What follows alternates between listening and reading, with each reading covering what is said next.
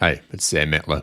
In this video, we're going to be looking at the nature of perseverance and persistence, the very thing that you need to crush your long-term goals, to stay the course, to not quit. This is going to be a long video. We are going to go deep, but I promise you by the end of it that you will have the mental tools, strategies, and frameworks to persevere in whatever it is that you're doing. So I want to start with an illustration. On the right here, we have potential.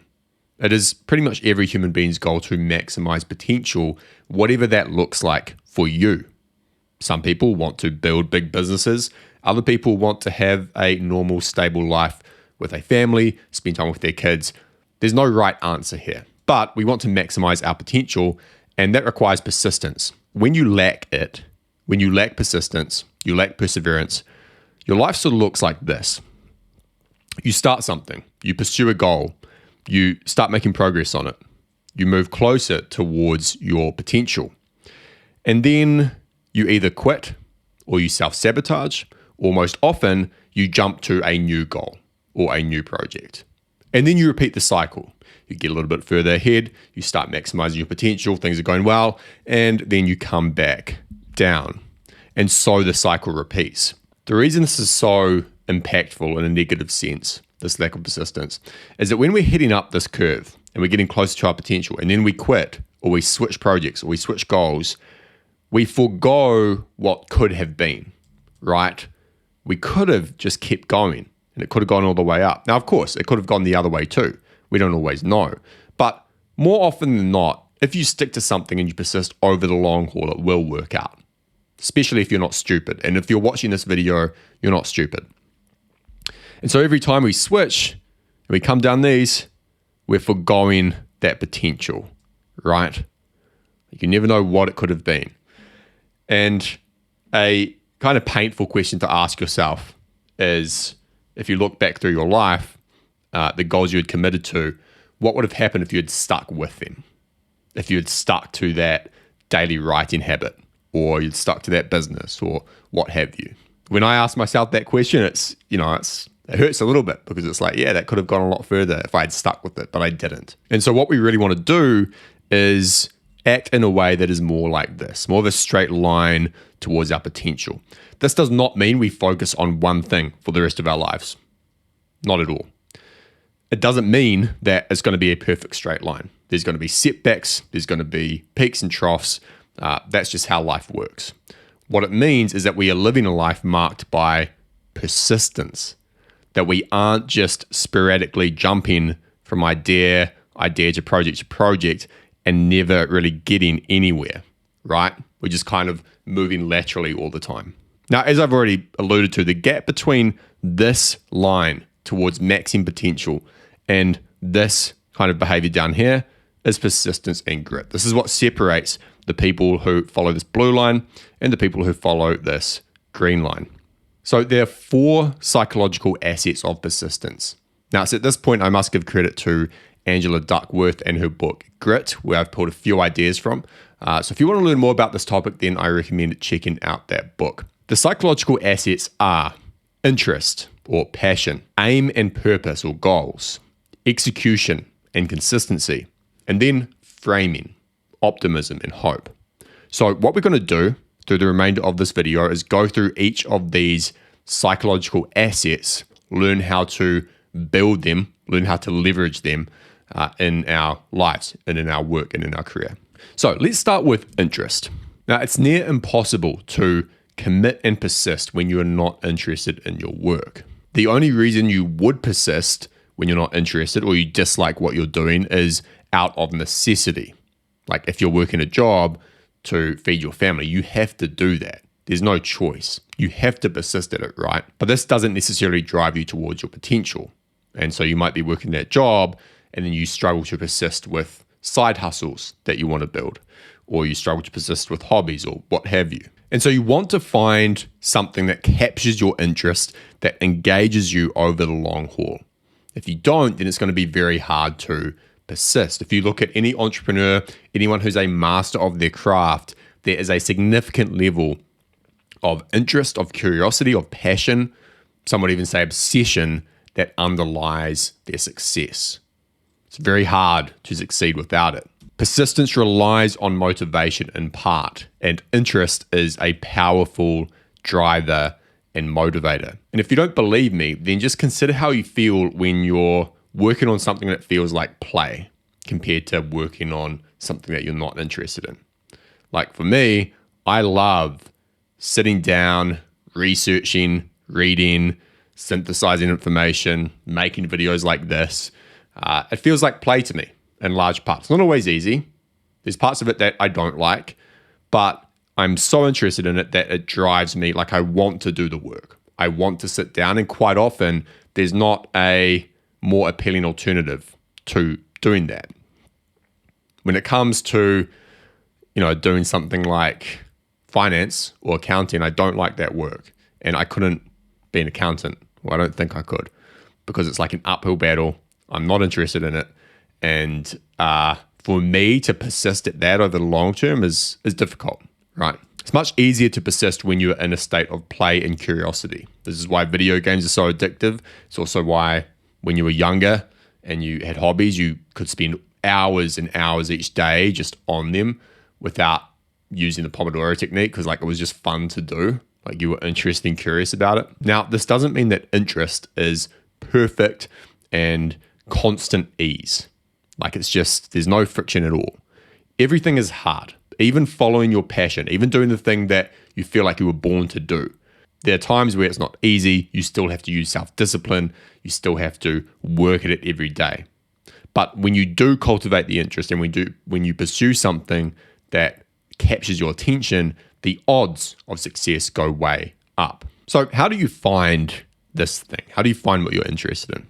Well, Duckworth says in her book that passion for your work is a little bit of discovery, followed by a lot of development, and then a lifetime of deepening. We can break this down, right? A little bit of discovery. We start playing around with things, experimenting, and we find something that captures our attention. And naturally, organically, we start spending more time on it. This is the development stage. We're learning skills. And then we go through the deepening stage, which is when we've reached mastery of the craft and we're really digging into the nuance around things. So to give you an example, maybe you're not sure what to focus your time on. So you decide that you're going to work on 3 different projects that contain different ideas, different skills, and different fields. You're going to spend a few weeks on each of them to see what they feel like and see which captures your attention. That is the discovery phase. And then you find one that captures your attention and you go down that path. You start pursuing it more seriously over the course of months, years. Then eventually it becomes your life, it becomes your career, right? So what that looked like for me was when I was younger, I was playing around with internet business and music production and so on and so on. I was in discovery. I was developing some skills. And then at 18, I realized that I should start a music production blog, combining a bunch of skills. Did that for years, developed, deepened, so on and so forth, and managed to persist. I'm going to come back to that though, because there was a time when I felt like quitting, which would have been a mistake. Now, if you get this the wrong way around, for example, you act as if you need a lifetime of discovery, then you'll forever be spinning your wheels and you won't persist. Unfortunately, a lot of people spend all their time here and they never really make it through the development stage. They never really make it through the development stage into the deepening stage. As we looked at the start, that means that we forego the benefits that come through development and deepening. We lose out on the compounding. We also lose out on developing interest because, looking at this framework, you can't really develop true interest until you enter the development stage. Discovery doesn't get you there. It might be exciting for some time, but true passion and true interest comes through persistence. Like I've said here, passion and interest contribute to persistence, but also come out of it too. Cal Newport, in his book, So Good They Can't Ignore You, writes that passion comes after you put in the hard work to become excellent at something valuable, not before. In other words, what you do for a living is much less important than how you do it. So we have interest, right? Something we're interested in. This is latent passion.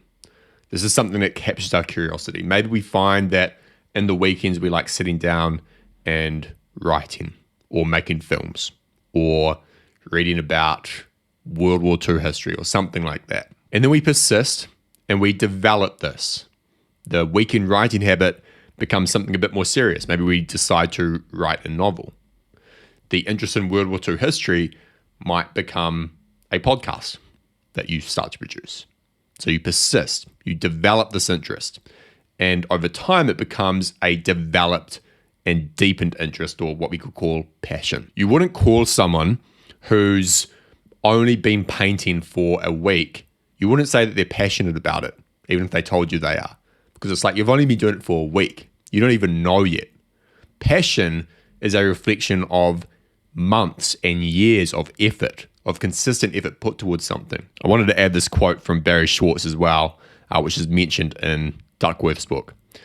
There are lots of things where the subtleties and exhilarations come with sticking with it for a while, getting elbow deep into something.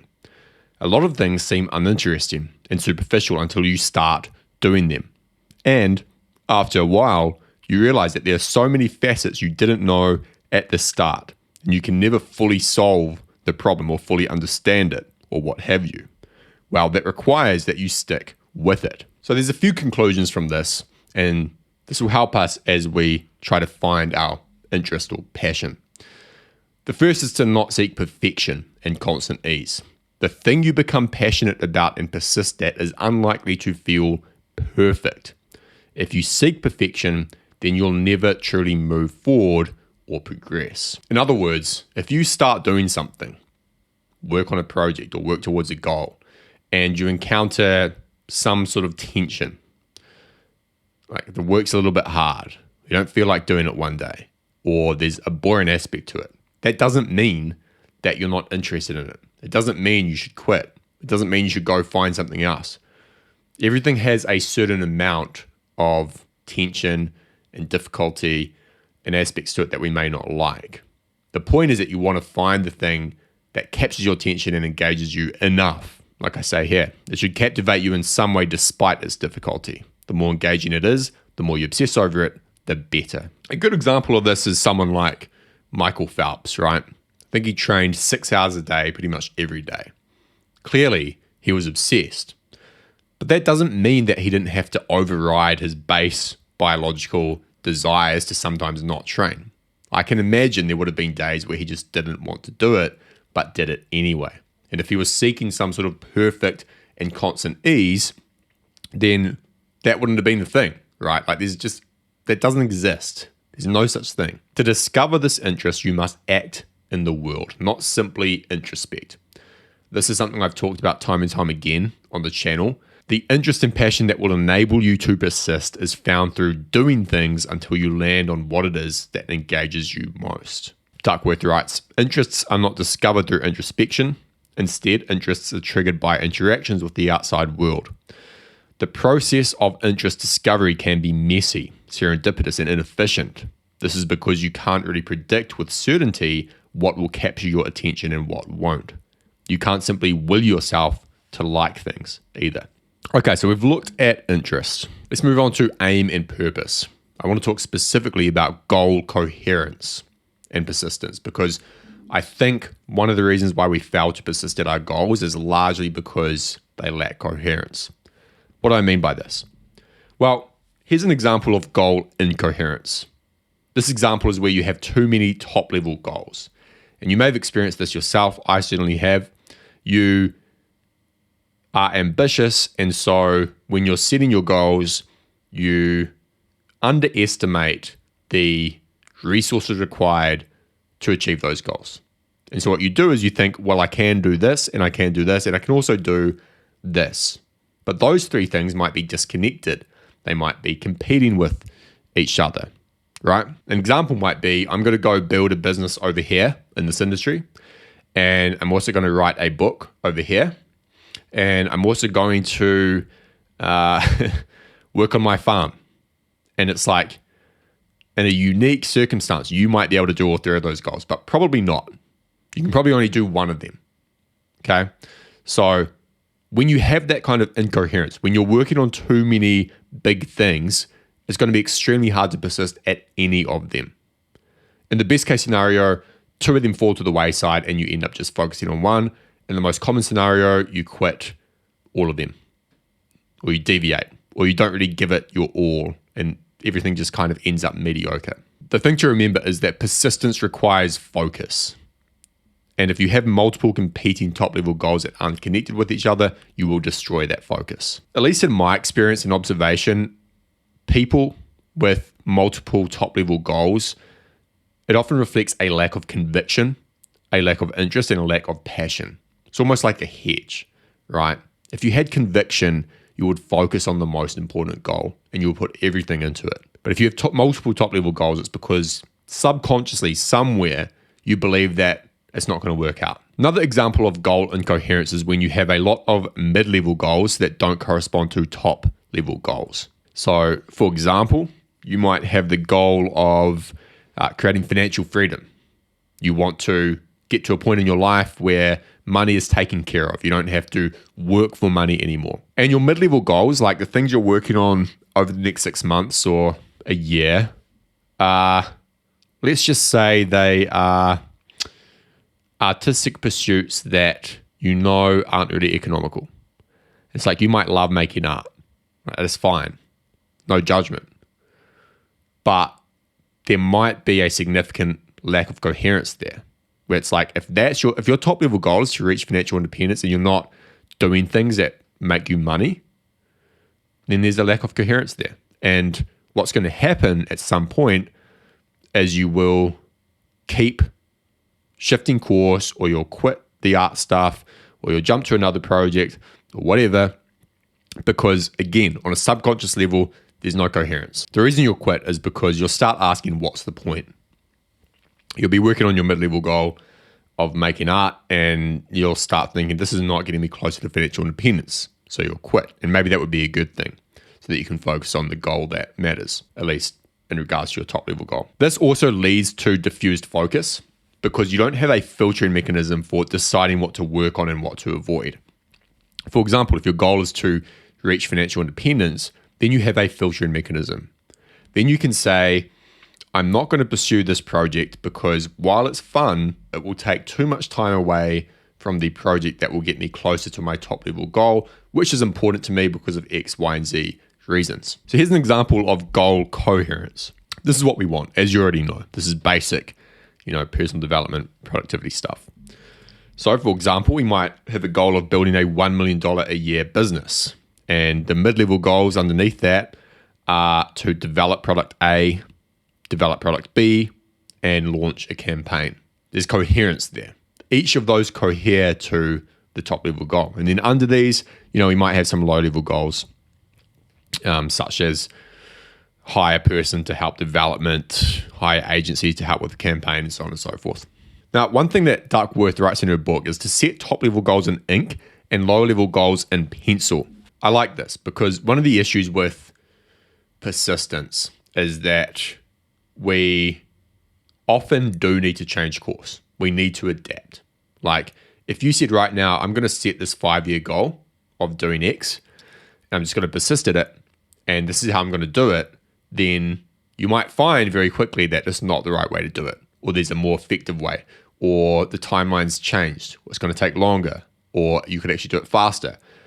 There's a lot of things you do not know until you start, until you're in the middle of it. And so you want your mid-level goals to be there, but you want them to be in pencil. You want to change them if it makes sense to do so. And so you might find that when you're trying to build this $1 million a year business, that actually developing product B, that's not going to work. Like you figured it out. Like the market doesn't want it. And so you should just focus on product A, you should launch a campaign, and maybe find a new product to develop. Like people with grit and perseverance don't change their top level goals very often. They stick to things for the long haul. They see them through to completion. Because if you keep changing course with your top goals, it's very hard to get anywhere. It's hard to go and try to build a business for just 12 months and then try to be a writer for 12 months and then try to be an athlete for 12 months. Like those things take years of effort to get anywhere. You keep changing around, you're never going to get that compounding effect. You're never going to develop and deepen them enough. So a couple more things on this. A big part of persistence is deciding what not to do. What pulls us away from the path is often not the bad, like we just decide to quit and go and play video games all day. That's usually not what happens. It can, but usually it's the good, not great opportunities that pull us away and cause us to quit our long-term goals that we set earlier. One way to combat this is to define the criteria in advance that you think would need to be there in order for you to change course. So you might say, I'm going to build a $1 million a year business in e-commerce. And that is my top level goal. And the only reason I would change that is if someone offered me a job or an opportunity that I was confident I could learn more in a faster amount of time than running my own business. That would be enough for me to forego that goal of making $1 million in my business, right? And so if you define that criteria in advance, you have a good filtering mechanism, because anything that comes your way that sounds kind of good, then you can just say no. Like, that is not a great opportunity. The great opportunity is the one I'm working on. And there's only one other example. Well, there's this criteria here for a great opportunity that will allow me to change course. This can help with persistence quite a lot, this preset criteria, because it gives you the sort of peace of mind that you're not set in stone, that if something better did come up, you won't be forced to stay where you are. It also helps you avoid the narrative that comes up. It's much easier to quit persevering towards your goal when you tell yourself the narrative that there's a better goal to pursue, even if that's something you've fabricated to avoid the pain of persistence. I cannot tell you how many times I have committed to something, like a strong commitment, and then I've got 2 weeks into it, and I've been sitting there, and I've been thinking, and all of a sudden, there's this great idea that's popped into my head. There's a new goal that I could pursue. And then the narrative starts. And I start thinking, well, this original goal, it doesn't make sense because of X, Y, and Z. It's not ambitious enough. It's not big enough. If I keep doing it, then I'm avoiding this, and so on and so on and so forth. And many times that's caused me to switch course to the new goal. But that's never turned out well. You need to change course and adapt, especially with the lower level goals, the ones that contribute toward your top level goal. People with grit and perseverance don't change their top level goals very often. They stick to things for the long haul. They see them through to completion. Because if you keep changing course with your top goals, it's very hard to get anywhere. It's hard to go and try to build a business for just 12 months and then try to be a writer for 12 months and then try to be an athlete for 12 months. Like, those things take years of effort to get anywhere. If you keep changing around, you're never going to get that compounding effect. You're never going to develop and deepen them enough. So you can find a different route as long as you keep heading north, right? As long as you're heading towards that top level goal, you can move around, you can try different things, and you can still persist over the long term. Now, let's talk quickly about purpose. When you're only focused inwards, it is a lot easier to quit. When you believe you're working for something larger than yourself, it's easier to persist. And I'll give you an example of this. I make YouTube videos largely for myself. Like, the topics I'm interested in is what I talk about. I love putting this stuff together, and it's something that I would probably do anyway, even if I was like a billionaire. But there have been times where I've just felt like taking a break from the channel, like an extended break. I'm just like, it's not working. Like, I'm not at 100,000 subscribers yet, whatever. You think about these things. But then I see the comments on the videos, and it's like, oh, this is so helpful. Like, this is like clicked for me, and so on and so on. And it's like, oh, it's not just about me. Like, as cheesy as it sounds, like, there's a bigger purpose here. Like, these videos happen to be helping people, and so I need to keep making them. There's almost a sense of like duty there. Not in an egotistical way, but just like, this is providing value to people, so it's selfish of me to just abandon this right now or take a break for so long. Like, let me just keep going. And that element drives me through it. It helps me to persist. Might not be the main thing that causes me to persist. I'd say that's more interest, but It absolutely helps. And so you want to figure out a way to attach your goal, your top level goal, to some sort of purpose that's outside yourself, that gives you a sense of duty and responsibility. I love this illustration. There's 3 bricklayers, right? Person 1 says, I am laying bricks. He just sees his work as, it's just work. I'm just laying bricks. Like, there's nothing special about this. It just is what it is. Second person, well, I'm building a church. That's what I'm doing. I'm building a church. It's an important building, The third person, I'm building the house of God. I'm building the house of God. I'm not just laying bricks, I'm building the house of God. And so it's not necessarily just the goal, it's about the perspective you have on your goal, what you're working towards. Now, having this purpose, this larger purpose, doesn't mean that you forego all self-interest. You can actually have both. I just talked about that with my YouTube thing. Like, I'm mostly doing it for myself, but it happens to be helping other people, and I recognize that. Duckworth writes that most people think self-oriented and other-oriented motivations are opposite ends of a continuum. Yet I've consistently found that they're completely independent.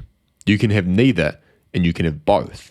In other words, you can want to be a top dog and at the same time be driven to help others. Now, let's talk about value structure conflicts. This is something that can be very damaging to persistence. It's near impossible to persist when you are pursuing a goal that is in conflict with your value structure. What you believe to be right and wrong, your sense of integrity. If you do this, if you work against this, you will constantly be asking yourself the question of, why am I doing this? And if you're not asking that question consciously, there'll be a lot of stuff going on unconsciously that causes you to self-sabotage. Everybody's value structure is different. Someone might think that building a big business and trying to make a ton of money is evil, which I would absolutely disagree with.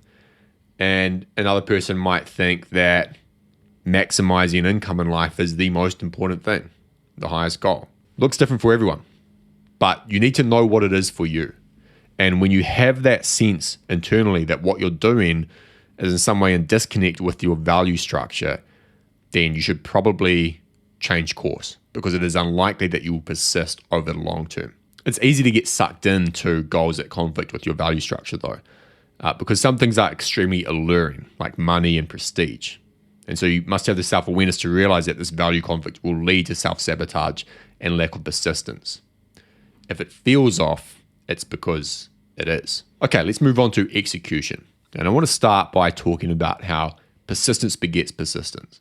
The longer you persist, the easier it is to do so. There's a number of reasons why persistence leads to persistence. It's largely due to sunk costs. You put so much time in that it would feel like a waste to quit. You've put years into your goal, years into your pursuit. You've put years into developing the skill, crafting your ability. And for you to abandon that seems like a very stupid thing to do. And quite often it is. There's a caveat here, which is that sometimes you should quit. Sometimes your top level goal is not serving you. It needs to be changed. And you will hesitate because of this sunk cost that you've put in. That's why we call this the sunk cost fallacy. Just because you put a lot of time in, it doesn't mean something's going to work for you. Just because you've spent 3 years writing a book doesn't mean it's going to work. Just because you put $100,000 into a business that's not working after 4 years, it doesn't mean you should persist. But that's not really what I'm talking about. I'm talking about persistence over the long haul in a goal that you have a reasonable level of confidence in. Anyway, the principle still stands. Persistence begets persistence, largely due to the time you've put into something. If you're someone who tends to start projects, gets 2 weeks in, and then you quit, you shouldn't be surprised at why you quit after 2 weeks. Like, it's just not much time. Because you can basically say to yourself, well, I've only put 2 weeks in, so it doesn't matter too much if I quit this. But if you change that 2 weeks to 2 months, 4 months, 6 months, you might hesitate a bit more. You might think, man, I've put in 6 months of work into this and it's hard, like I feel like quitting, but what a waste that would be. The other reason persistence begets persistence is that it's due to habit, the work ethic and the consistency you've developed. The more you persist despite wanting to quit, the stronger you become and the easier it is to keep going. So the person who's run 15 miles in the past knows they can run 20 miles. The person who's run 20 miles, know they can run 25 miles. But the person who's only ever run 2 miles doubts whether they can keep going all the way to 20 miles because they've only ever done 10% of that. Right, let's talk about novelty, nuance, and continuous improvement. You need to find ways to stay interested as you get better and better. When you're in the early stages of something, you develop skills quickly. Your rate of development is fast. And that's what makes it so engaging. You can feel yourself progressing like every day. But what happens is this rate of improvement and development slows down over time. And this is often what leads people to quitting, abandoning, moving on to something else. So as this improvement slows, you need to find novelty in the nuance. You need to find different ways of looking at your work, at your craft. You need to find ways to make it more interesting, right? You need to look at the nuance. And there's actually a close link between improvement and interest in nuance. I remember with EDM Prod, the music production company I built, it started out as a blog, and I think I got about 30 or 40 blog posts in. The first 20 were fun, right? It was novel, I was improving a lot, and then that started to wane a little bit. I started to know how to do it.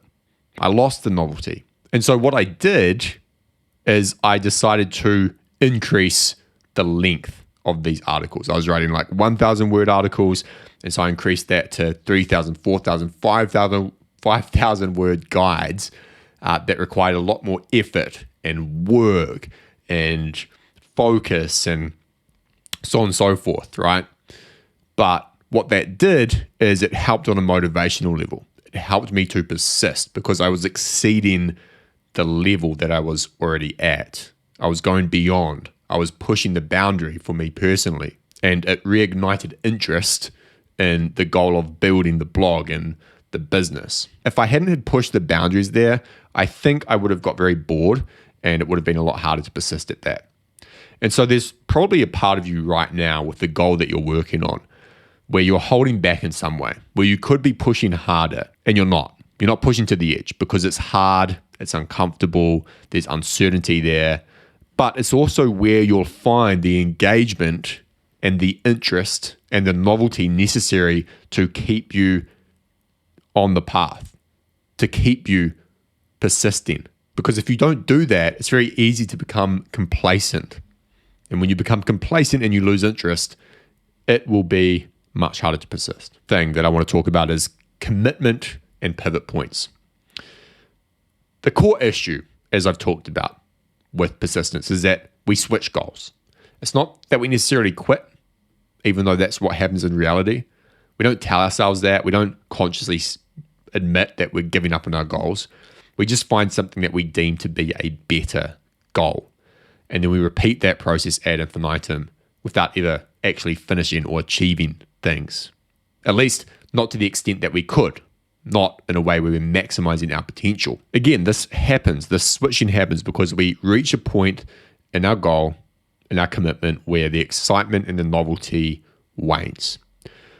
But what we fail to understand is that this is a temporary thing. You just think when you're in the midst of it that it is permanent.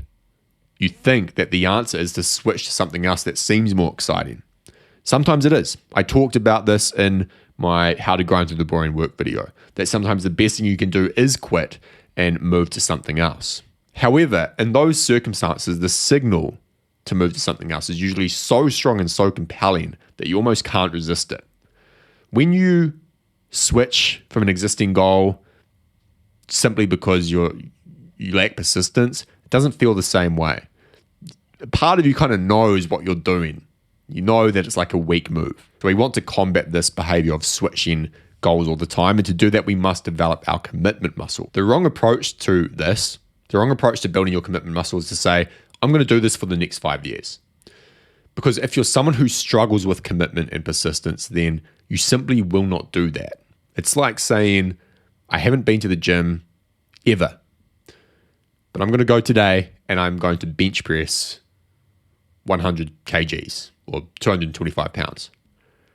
No, you're not. You haven't trained. You haven't done that in the past. You haven't built the muscle required to be able to do that, right? And so if your life is marked with starting and stopping and starting and stopping, why do you expect that you're going to be able to do something for the next 5 years? No, what you need to do is commit on a smaller time scale to a mid-level goal that should cohere to a top-level goal, but you can forget about that top-level goal for a moment. Commit and do not deviate until it's completed.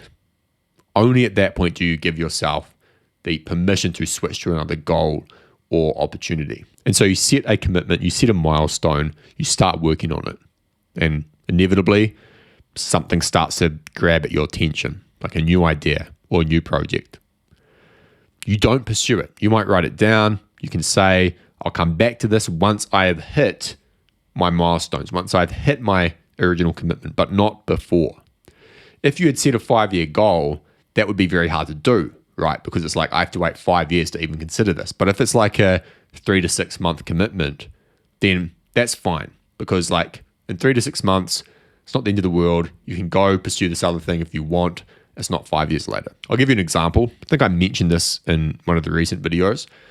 I have a goal with this YouTube channel of getting to 100 videos. By that, I mean full long form videos, not shorts. This is the 68th video, right? There's some other things that I really want to do outside of YouTube. And there are some other projects that are grabbing my attention. And also, YouTube feels like it's going through a bit of a lull for me. It's not growing as much. And so these shiny objects feel far more exciting. So I set 100 videos as a pivot point, as a commitment. And so I'm telling myself that when I get to 100 videos, then I can give myself permission to pursue the next thing or the next big project. Without this milestone like in place, without it set in stone, it would be much easier for me to deviate. And deviation might not look like quitting or abandoning, but it would absolutely look like diffusing my focus, pulling down the intensity with YouTube and doing something else. The funny thing is, I know that if I get to 100 videos, there's like a pretty significant chance that something's going to work with YouTube. And so it's just like forcing yourself to get to this arbitrary number. There's a ton of value in doing that. Just saying, I'm going to get to this number. I'm going to get to this point. Even if it feels stupid, even if it doesn't feel like it's working, I'm just going to persist. I'm going to commit. I'm going to get there.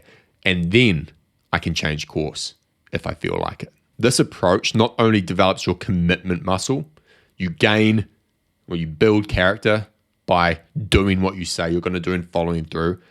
It almost always gets you closer to your potential because you push through the dip. You go beyond the point where others usually quit. Again, coming back to the YouTube example, how many people get to 100 videos? Very few, right? Like it's got to be below 5%. And so I know that if I get to that number, then I'll at least be proud of myself that I've done it, right? And I've gone through the dip. I've gone through the feeling of wanting to quit, of wanting to move to something else, and I've just pushed through it. And even if it doesn't work out, that's fine. Like I've made that commitment happen. All right, one more tactical thing is to write down your goals every day. This is like super simple, and you've probably heard it before. And in the past, I was like, this is stupid. Like, why should you write down your goals every day? Like, it's one of those stupid self-help things that doesn't really work. And people just say it because whatever. But I started doing it, and it's super helpful. Like you can see, hopefully in there's like 5 goals, right? 100 videos, 100 1,000 revenue, 100,000 subscribers, 10,000 emails, and then 82 kg, which is a fitness goal. And I've done this like every day for quite some time. Every morning, it's one of the first things I do when I have my coffee. I write down these 5 goals. And next to the goals, I put where I'm at. So I'll put like the number 68 next to 100 videos in parentheses. It's a game changer because what happens is after I write down those goals, I also write my to-do list. And I can see if there's a like dissonance between my to-do list and my goals. There's not pretty much ever because I have my goals in mind. And so I map my to-do list out from that. So writing your goals out every day helps you to persist. It helps you to stay focused on the thing that you're doing, lets you plan your day accordingly instead of just reacting, instead of just working on what you feel like, which is quite often like other distracting projects. And for me personally, it's been very helpful. You can combine this with the pivot points idea. And so the 5 goals I write down every day, they are not changing. I can't put a new goal in there until I've achieved one of them. It's probably going to be the 100 videos goal. And once I've hit that, there'll be a new goal that goes into that place. And the other 4 will stay there, right? And so that's a very useful thing, because what happens is like you're writing it down every day and you're kind of like nothing's changing and you're like, I can't wait until I get to put a new goal down. But not yet, because I'm not there. All right, let's quickly talk about hope, optimism, and framing. This is sort of the last component, the last psychological asset to persistence. If it's not obvious, optimistic people persist over the long haul more than pessimists do. And so you want to train yourself to operate out of the right frame or frames. You want to be optimistic. You want to cultivate what Maxwell Maltz in Psycho-Cybernetics, which is a great book. It's not focusing. There we go. You want to cultivate what he calls a nostalgia for the future, right? You want to consider the potential that awaits you if you persist at what you're doing. Now, there's 2 powerful frames that can help you with this. The first is the meta benefits frame. It's not just the material outcomes that you gain from persistence. It's not just the business you build, the money you make, the book you write, the art that you complete, the marathon that you finish. It's also the character traits and self-discipline that you gain and you develop and then carry with you throughout life. If you persist towards a 2-3 year goal, you do the same thing every day towards that, there's not many people who do that. If you do that, even if it fails, the character that you've gained from doing that, you can leverage that in whatever you do next. The second frame is compounding. The real results or rewards of persistence are delayed. They are loaded all the way to the back. And if you quit early, it means you'll never see the real fruit of your work. I'll give you an example. About 3 or 4 years in to running EDM Prod, I was getting a bit bored and I felt like quitting. Like I spent a lot of my time trying to think about what I could do next, think about side projects. I spent a lot of time working on those side projects that didn't go anywhere. Now the business was doing like okay. Like it wasn't doing great, it was just doing okay. For whatever reason, I decided to persist and just keep at it.